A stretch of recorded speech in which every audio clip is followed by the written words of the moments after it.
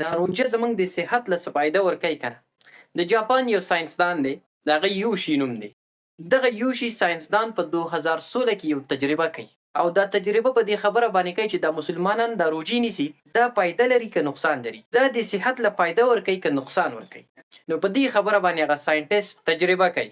د جاپان د یوشي ساینسدان چې کله د خپله تجربه سرته ورسوله، دا ایکسپریمنټ وکړو، دا ریسرچ وکړو، نو هغه دنیا ته یو پیغام ورکړو. ویل واورئ خلکه، ما د کینسر علاج معلوم کړو. دی وایي چې کله انسان په ځان باندې خوراک بند کړي، د 14 نواله تر د 20 غنټو پورې د انسان خوراک ونه کړي. د دې خوراک خو زموږ د وجود ته ضرورت دی، موږ خوراک کوو نو کار کوو.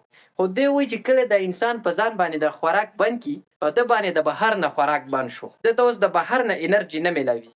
دا انسان خوراک نه کوي، څه وخته پورې ټیم تیر کړي، خو چې بیا د وجود ته ضرورت راشي د خوراک او ده ته د بهر نه خوراک نه میلاویږي، نو د انسان په دې وجود کې دننه داسې خلیې دي چې هغه خراب شوي دي، زړې شوي دي، خو په دې وجود کې بیا هم جمع شوي دي.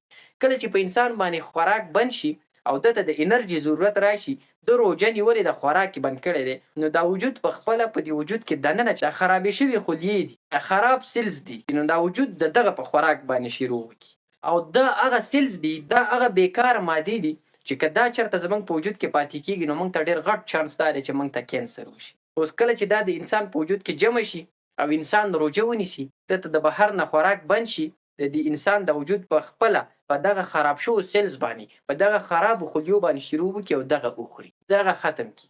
دې عمل ته ویلی کېږي په ساینس کې اټوپیږي.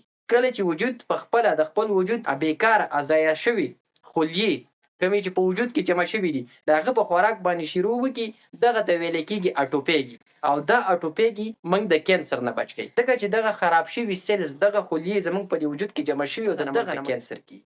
خو کله چې موږ روژه ونیسو، نو دا زموږ وجود راولګي او دغه خراب شوي سیلونه خلیې دا په خپله وخوري او ختمېږي. په ساینس کې دې عمل ته اټوپیږي ویلی کېږي.